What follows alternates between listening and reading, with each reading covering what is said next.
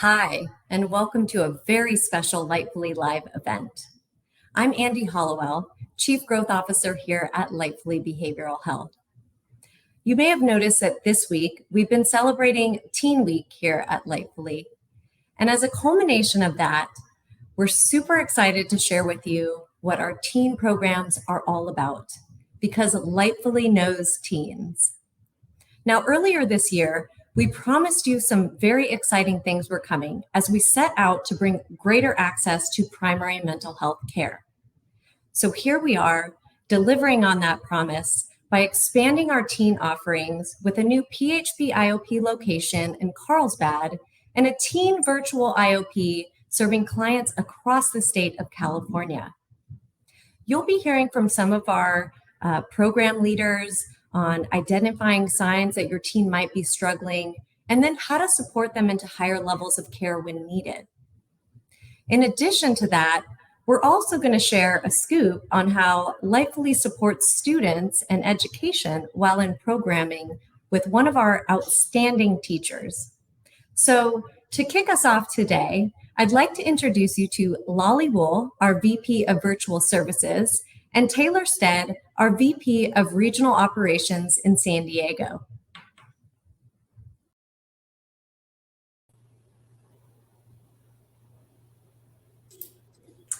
Thanks, Andy. Hi, everyone. I'm Taylor, and as Andy said, I oversee regional operations for the San Diego area for Lightfully, and I'm really excited to bring adolescent mental health services to the San Diego community.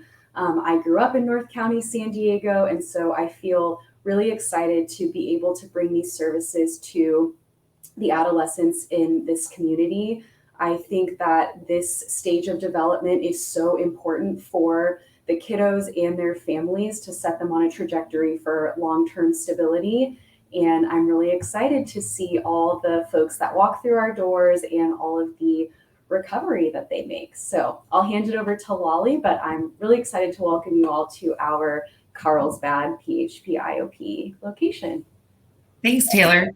Hi, I'm Lolly Wool. I'm the VP of Operations over our virtual programs. And we are thrilled to be able to now open up care to adolescents in the virtual space.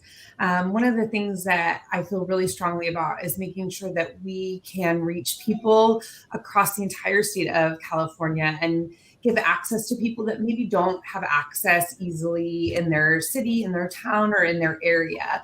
And so the virtual IOP option offers a space for teens and families to come get support while also staying in school and being able to maintain some of that stuff. And so we're super excited to be able to provide this service here in the state of California. And we look forward to meeting all of the teens that come through our doors. Next, we're going to turn it over to Liv Harrington, who is our Director of Clinical Operations for our virtual IOP program.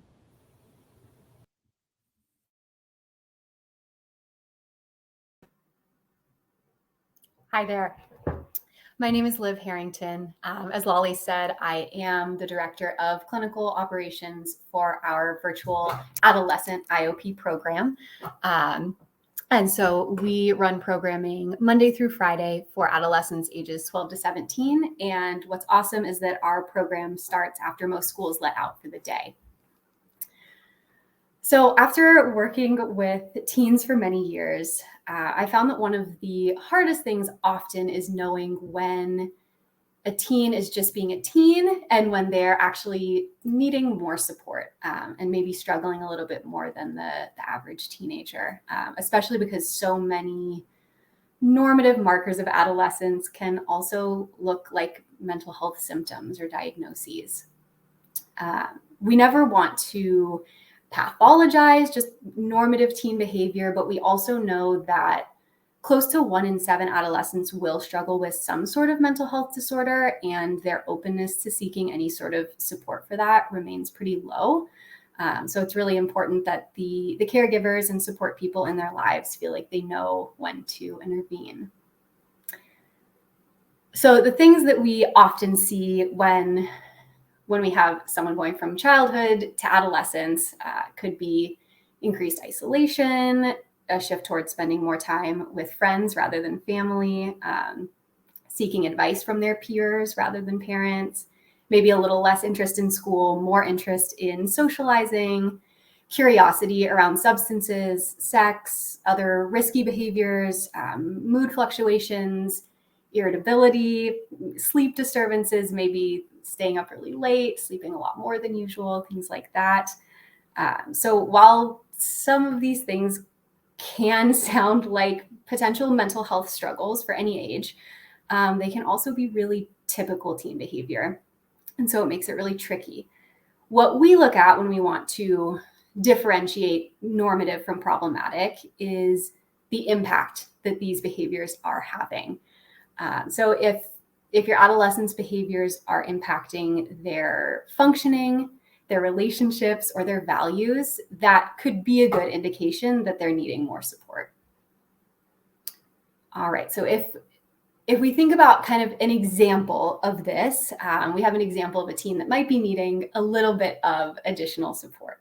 So we've got 15-year-old Cal, and suddenly Cal stops hanging out with their close friend group. They drop their hobby, which is art, and that's something that really gave them purpose and was kind of like a positive coping skill. They used to really speak with their caregiver about what was going on in their life, but now the relationship's been strained for a few months and they kind of like never leave their room. Cal's grades have started to slip, and you as the caregiver just learned that they've shown up late for school 10 times in the past semester, and school used to really be a value for Cal. So when we look at this profile, the combination of things is what we find concerning. One of these things on their own, changing friend groups might be normal. Changing hobbies might be normal. Grades slipping a little could just be a rough patch. But when we see the combination of these things, it shows us that maybe something bigger is going on. And we can also look at the impact that Cal's behaviors are having. So grades and hobby are both impacted, and both of those are considered a value for Cal. Getting to school on time is impacted, and that would be their functioning. And then their relationships are impacted with friends and with their caregiver. So we could say that Cal might be needing some additional support at this time in their life. And it really is all about context. Knowing what's important to each adolescent makes it easier to know when they might be struggling.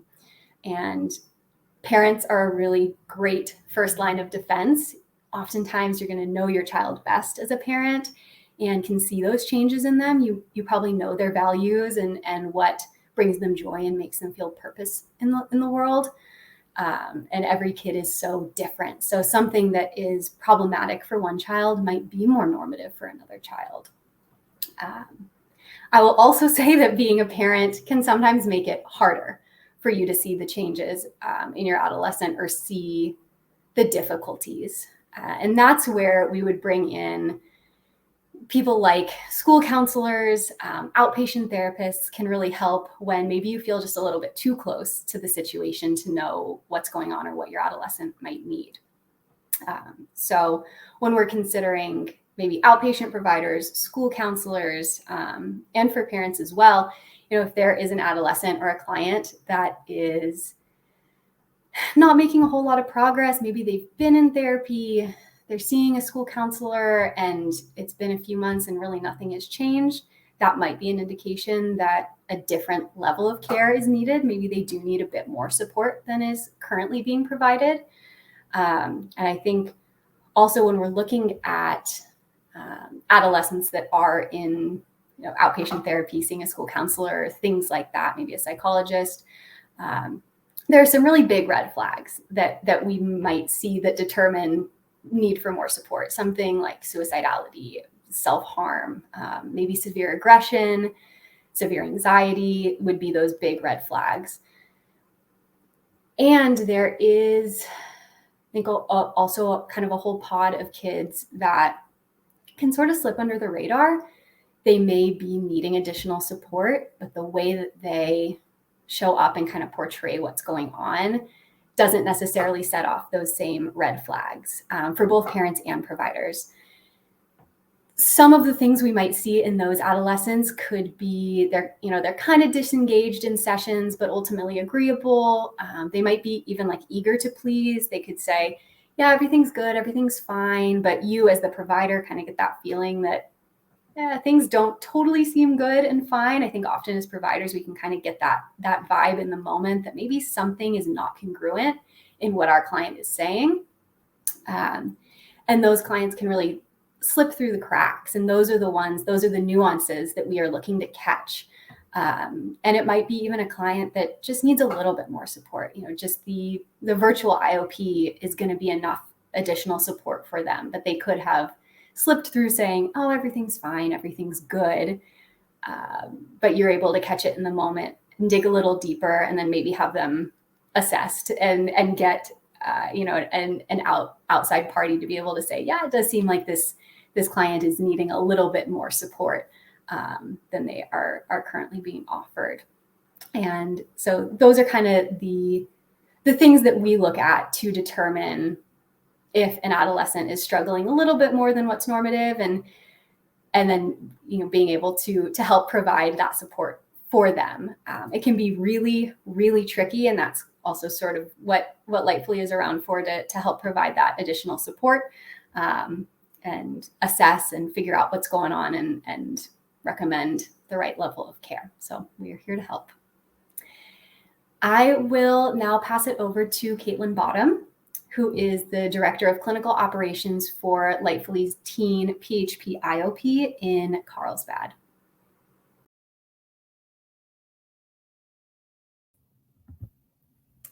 Hello, everyone. Thank you, Liv, for the introduction, as well as all of the information on what we can look for in our teens and adolescents. As Liv said, my name is Caitlin Bottom. I am the Director of Clinical Operations for our Adolescent PHP and IOP program in Carlsbad.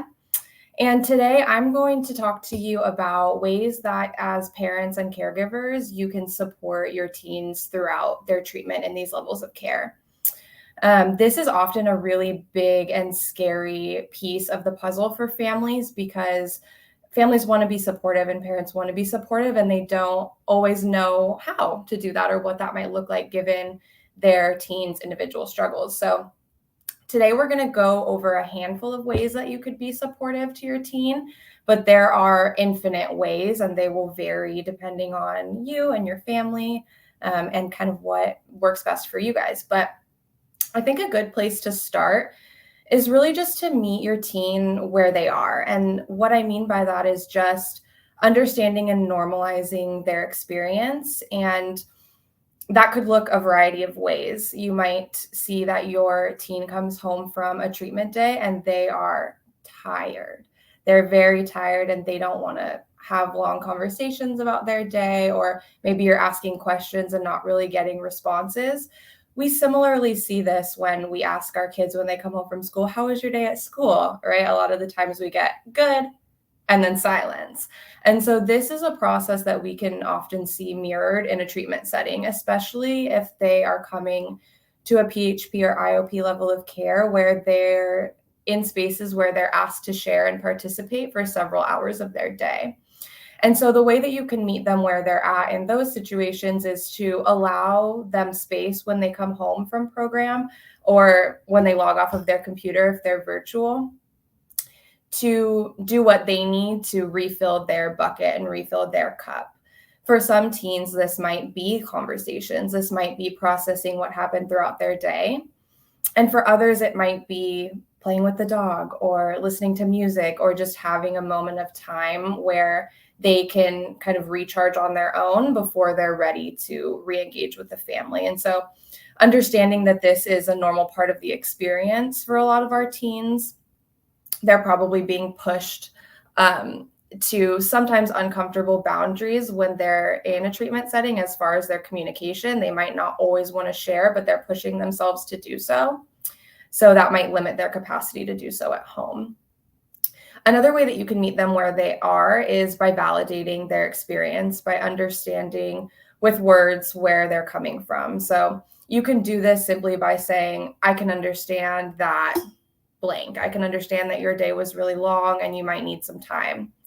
Another way you can do this is saying that would make sense that you would be tired. That would make sense that you need a little bit of alone time before you're ready to come back to us and speak more. Another way that parents and caregivers can support their teens in treatment is by really being open to learning. There are a couple of ways that we can do this as well. One of those pieces is just being receptive to psychoeducation, which is just education about mental health. And so this psychoeducation could come from a couple of places. This could come from a provider themselves. Maybe you're in a family session and the therapist is sharing something with you. It could be statistic information. It could be tendencies that are seen across teens. It could be a variety of things. And just being open to learning new things, even if it might be contrary to what you've heard in the past. This learning could also come from your adolescents, straight from your teens, of maybe they learned something about themselves throughout their day, or maybe they learned something about mental health or something in that realm, and to allow them to teach you about themselves or about what they're learning, and having that openness to learn in that sense. One more way that you can be open to learning is by trying new things, and with the understanding that there might be times that those things fail. And we as providers are fully aware and prepared for those things. And they're actually very valuable to us as providers. When we send things home for adolescents to try or for families to try in a way to develop learning, we are looking for information more than anything. We don't necessarily expect everything to go home and be a great success. But if you're open to trying new things, then information, whether it's successful or not, can inform your treatment experience moving forward. It can help us understand, okay, what might work for this family? What might work for these parents? What might work for this teen in their home and in their setting? And we can use that information moving forward to guide ourselves in those sessions. Another way that you can support your teens in treatment is by remaining curious. So this kind of ties a little bit into that being open to learning piece that I was talking about a second ago. But just having a curious stance is really valuable. You will receive feedback from a variety of sources when your teen is in treatment. That feedback could come straight to you from your teen, of ways that they think that things could be different, or ways that they might feel more supportive or more supported. And being open to that feedback and being curious about it can help you understand where they might be coming from. And curiosity as a whole, if we take that stance, we can really minimize judgment that we feel by just wondering what the people in front of us are thinking and where that might be coming from. And it really can help increase engagement with our teens. If there's something that they're presenting to us that we don't understand, it's very beneficial to ask those questions from a curiosity stance of, oh, okay, explain that to me a little bit more, or help me understand a little bit more where that came from. And then that allows space for your adolescent to engage back, and it can really help them not feel that judgment and feel like they can speak more freely and more in a more supportive space. Another way that kind of ties into, all these things tie into one another a little bit, but another way that we can be supportive, that ties into that curiosity piece, is supporting treatment recommendations and being curious around those as well. When you get a treatment recommendation from a treatment team, there is a purpose for that. Of course, there's a reason that the team might be recommending what they're recommending. And for us as families and as parents to be curious about those recommendations so that we can go into a place where we can support those recommendations. It's okay to have questions about, why are we recommending this level of care versus this level of care? Or why are we recommending this frequency of days at treatment rather than this? It's okay and understandable and normal to have questions about that. And I'm going to encourage you and invite you to ask those questions and to have that curious space, because then you can support your adolescent in that transition. Because it's possible that the treatment team might be seeing something in their hours that they're spending with your adolescent or your teen that maybe you're not seeing at home. And that could be for a variety of reasons, that we might not see those behaviors or hear those same things at home.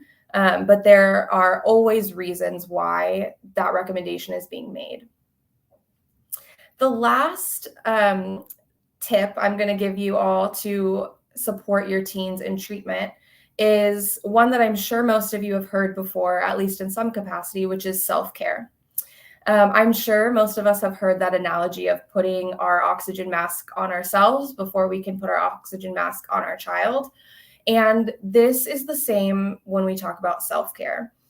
We need to be able to take care of ourselves so that we can take care of the people around us. If your battery is empty and your cup is empty, you have no capacity to give to anyone around you, let alone your child or your adolescent that really needs that support. So if we can do what we can as parents and caregivers to fill our buckets, fill our cups, fill our batteries, whatever analogy makes the most sense to you, then we have more to give in support to our teens and adolescents. By caring for ourselves and filling those buckets and batteries, we are able to respond to the people around us rather than react. And that can, again, foster that space of engagement if we are able to have mindful and thoughtful responses to our teen instead of pure reactions out of whatever comes up first for us. This self-care, enhancing that, will also strengthen your ability to regulate yourself and to manage your own needs, and then therefore manage the needs of your teen or adolescent. So like I said, these are just a handful of ways that you can support your teen in treatment. There are infinite ways that a teen can be supported, and they might vary a little bit depending on level of care and individual teens and individual families. But these are some of the key ways that you can support your teen. Another big piece of support might come from the school side. When you bring your teen into a higher level of care and they have maybe school adjustments that need to be made, there's a lot of support that can come in around that too. And what I'm going to do now is pass you off to John Self, who is the Lightfully teen teacher, who can speak to you guys a little bit more about what the school side of Lightfully looks like for our teens and help get an understanding of that.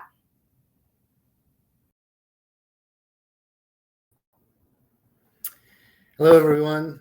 My name is John Self, and I'm the teacher here at Lightfully PHP.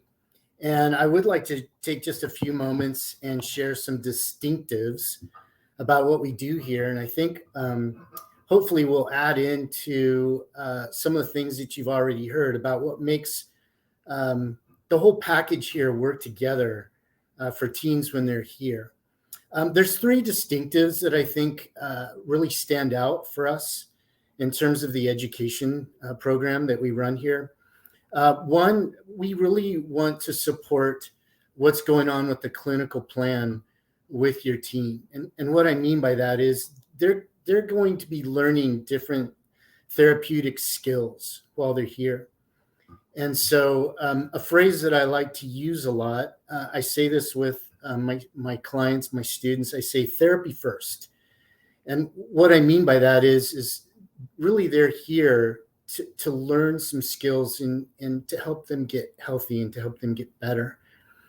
And I don't mean to minimize or to disrespect what they need to do in terms of their academics. What I want to do is to help the student understand in their own minds that really what they're learning in their therapy sessions and with their therapist is really vital. It's super important for them. And that does, in some senses, take a priority over even what they're going to do in their academics. And I'll phrase it this way. When they are here, it's so vital that they understand and begin to embrace and to learn and to incorporate those skills into their life, that until they really do that, their academics is really not going to move in the sense that it should. And that's why I use that phrase with them, because the second thing it does in their own minds is it helps them to see and to relax a little bit and to ease the pressure on them and in their own minds about what academics has. I've got a lot of years of experience of working with students in schools in various capacities. And one thing that I've seen that's common across the board, academics can weigh so heavy on a student. And then if you throw in they're struggling with other things, it's really unbelievable. And so what I try to do with students right off the bat is to relieve some of that pressure and to say, you know what, you're here for a specific purpose. Let's focus on that, and the academics will flow as you focus on that. So first, we really want to support the clinical plan. That's so important. The second thing I kind of alluded to already, we really want to help students apply those skills that they're learning, and specifically in an academic environment. And so as students are with me and we're working on their school subjects in sometimes specific ways, but most of the time ways that they'll never even notice, we incorporate the skills that they're learning in their therapy sessions into what we do in the classroom, so to speak. There's various scenarios that come up as I deal with students and they're going through their learning. They're looking at topics or subjects that is part of their schooling. And inevitably, situations arise, and it allows me to pull in without them even knowing. Sometimes, like I said, it allows me to pull in opportunities for them to practice the skills that they're learning. A second reason that I really, really think it's important for them to learn to apply them while they're here is because it's a safe place to really work through some of the issues that they're going to face when they go back into their homeschool setting, whatever that is. If it's a brick and mortar school setup that's traditional, if it's an online program, whether it's charter or public or whatever, they're going to be entering that environment sooner rather than later. And it's really important that they get an opportunity to practice the skills that they're learning in a safe environment where making a mistake really can be done almost sometimes without cost. And what I mean by that is there's a safety that exists with our students when they're here because it's a small environment, it's controlled. There's myself and one or two other people in the room. We get to adjust and adapt the environment as we need to. And so it really relieves a lot of the normal stress that students go through when they're in the classroom. And so, like I said, the opportunity to apply what they're learning is, I think, is really huge, and it's a great environment to do it in. And then lastly, I take the opportunity as a teacher really to promote appropriate level challenges in our culture that we get to build and make safe for the students. And so it's a great opportunity not just to hit on academic things, but like I've been sharing, it's a great opportunity to hit on therapeutic things.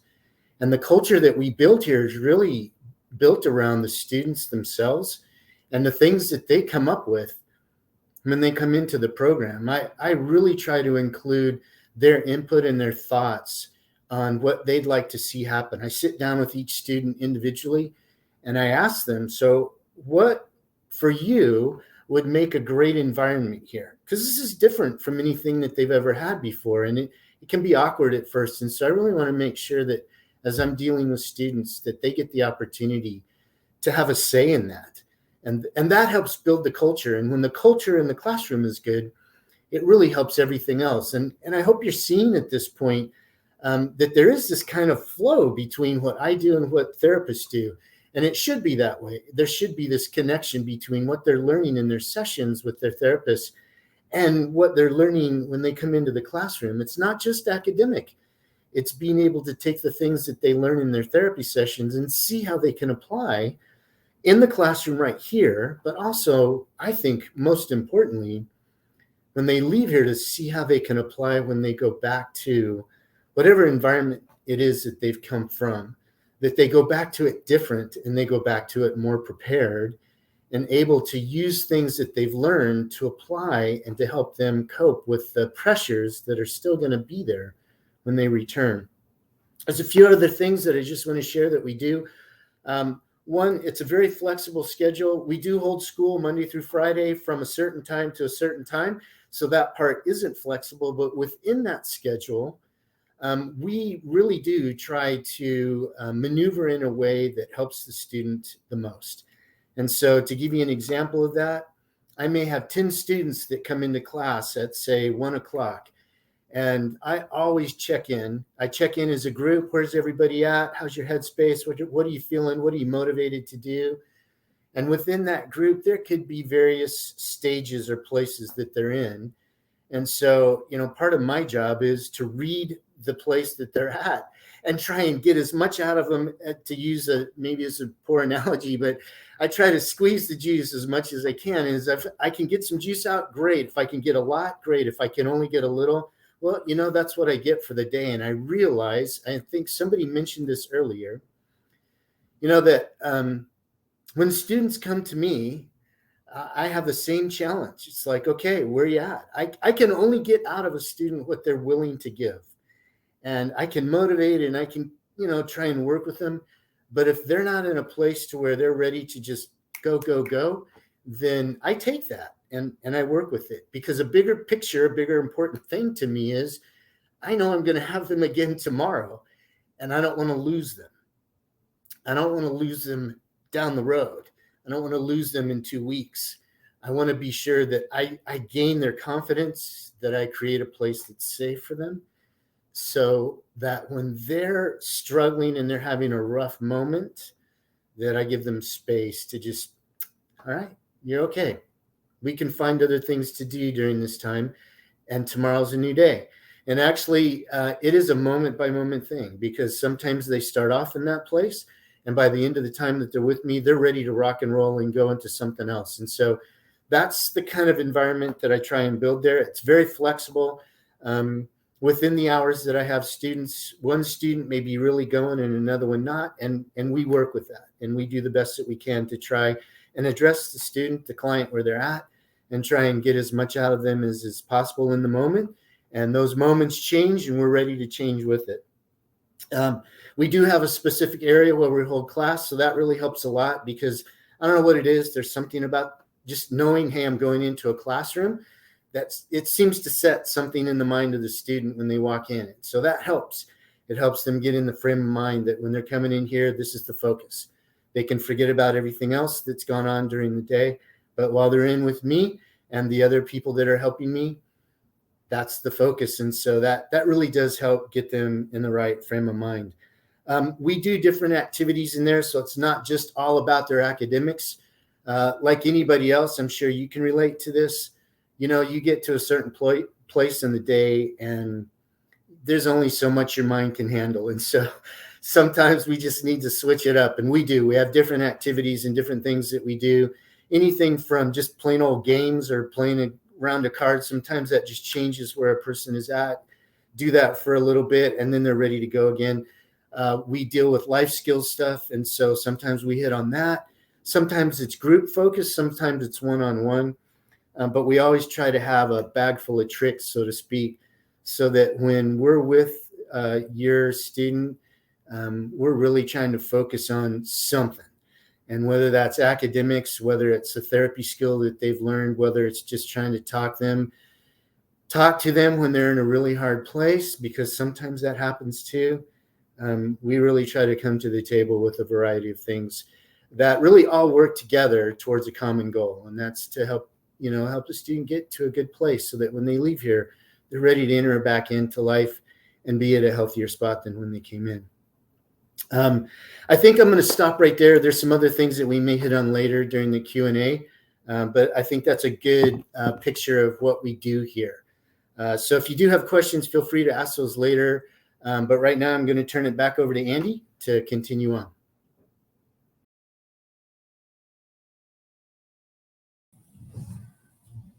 Thanks, John. I'm going to pause for just a sec, because I think we're going to bring everybody back into the live so we can go through some Q&A. We have several questions that have already been sent in across all of the social channels that this is being broadcast across. So I'm just going to dive in, you guys, if that's okay. And John, since you just shared so eloquently about how we work with students, we actually have several questions about the school piece. So I'm going to throw you one first. Okay. And this one I saw a couple times. So this one is, how does this work with the school my child is already enrolled in? So how do we work with the current school, or how does that work? Yeah, that's a great question. And I wish I had one solid answer to give everybody. But the reality is every place is different. And so it does complicate it a little bit.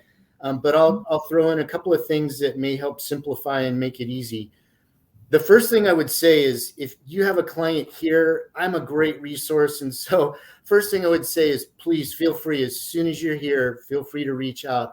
I love to be involved right from the beginning, because sometimes there's some hoops that you have to jump through that it's inevitable, but other times there's shortcuts or things you can do, and I can help you with that. So I would say this: every district, every school is going to be a little bit different, and every school and district is going to offer some things that are a little bit different.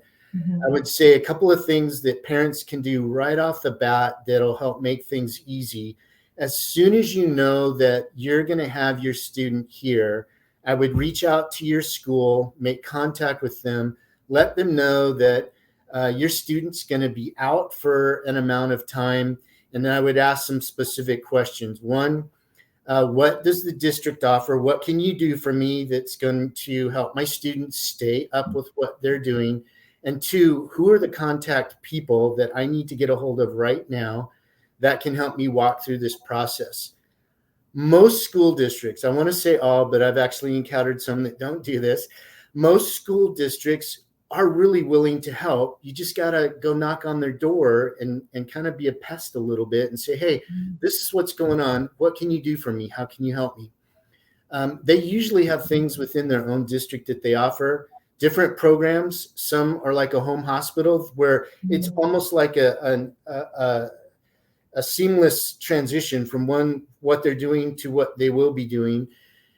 Some offer virtual programs. Some may not offer that, but they can refer you to things. And then if none of that works, then I have some things that I can refer you to. But I think the most important thing anybody could do is, as soon as you know, contact your school district, ask them those two questions. Who do I need to contact? Because that's what I'm going to be asking you. I'm going to say, who do I contact at your school? Because I want to get on the phone with them as soon as I can and start the process so that hopefully everything goes smoothly.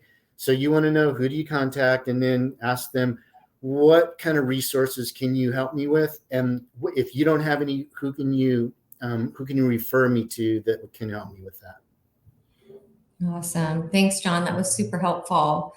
I have another question about psychiatry while kids are in programming with us. Caitlin, do you maybe want to take this next one? Is there a psychiatrist on staff who can do an assessment for medication? So I think medication management is usually a high level of questions around that. So I'll let you share. Yeah, of course. We do have a psychiatrist that is contracted with us that will do a psychiatric assessment on admission for any client that comes through our doors, regardless of level of care. Once we break down into the different levels of care, that's what kind of determines the cadence of psychiatry from then. So if we're talking PHP and IOP, in an IOP setting, again, everybody will have that initial assessment, and then you will be assisted. If you don't already have a psychiatrist outside of Lightfully, you'll be assisted in helping set those up outside of us. But that initial psychiatry appointment still stands. And then in a PHP level of care, you will have ongoing psychiatry appointments with the psychiatrist that you meet with for that initial session. So there is support here. And if there is support outside, then we can guide with helping with that if psychiatrists aren't already set up. What we find is that a lot of times kids will walk through our doors with psychiatrists set up, or potentially referrals from their primary care physicians. So if you have referrals through that sense, or you have someone already set up, then of course we recommend you continue with that cadence. But if not, we are here to help with that as well. Awesome. And you mentioned this already, but the next question seems very tied to that. If the child already has an existing psychiatrist, maybe Taylor, you can take this one, but how does our team work with the child's current psychiatrist while they're in programming with us? That's such a good question. And we really value not only the information and consultation that we can gain with a teen and family's current provider, but we also value the relationship that that teen already has with that provider. And so when someone is coming into our program, we will have our doctor do an initial consultation with the current provider to do kind of a warm handoff, pass along information, and kind of get to know one another so that we can best treat the teen coming into our care. And then throughout the time that we're working with the team, we will do weekly updates with the client's current provider, and also, again, do a warm handoff back to the provider when the teen is stepping down from our level of care back to their outpatient provider. But again, those current and ongoing relationships are really important to us and to the teen and their family. Yeah, definitely want to maintain that continuity of care. So such an important piece. Liv, I'm going to throw you this next one. Someone is asking, what if my teen is experimenting with drugs? Is there like a substance? Like how do we work with that? Sure. Yeah, that's a tough one. One of those things that comes up as potentially really problematic or potentially somewhat normative adolescent behavior, depending on what it's looking like. I think it's really dependent on what's going on, what the intensity is of the substance use, if substances are being used alone versus with friends, what types of substances, how frequently, what the outcomes are, if there are really kind of severe implications for the substance use versus if it's something that's just a little bit more innocuous. It's something that we would definitely take very seriously if that's a client that's in care with us at any level. Something that we would, something we always assess for, something that we're always talking about because we know it's often a part of adolescence. And so absolutely something that we would keep an eye on consistently. And if at any point there was the indication that this client was needing more specific substance help, then we were able to provide. That might be a situation where we would refer to another program that looks at that specifically. But if it's something that is coming along with some other mental health struggles, absolutely something that we would work with the adolescent and the family together to make sure that that adolescent is safe, of course, and then those things are being addressed while in our care. Awesome. Well, I just want to keep an eye on the time. I know we're coming up right here at the end. Maybe I'll just throw one more. Lolly, we have you. I would love to hear, someone wrote in, is Lightfully a safe space for my transgender child? Yes, absolutely. From not just with our clients, but with all of our employees, with everybody that we interact with, we want to make sure that everybody feels safe and comfortable. One of the first questions that we often ask both staff and clients is, what are your pronouns? And that's just a part of our culture. And so we are very accepting of all genders and really work hard to create an environment that feels safe, again, for both of our clients and for our staff as well. Love that. Well, I want to wrap things up so we can all get out of here on time. And I really, really appreciate all of you joining us on a Friday afternoon.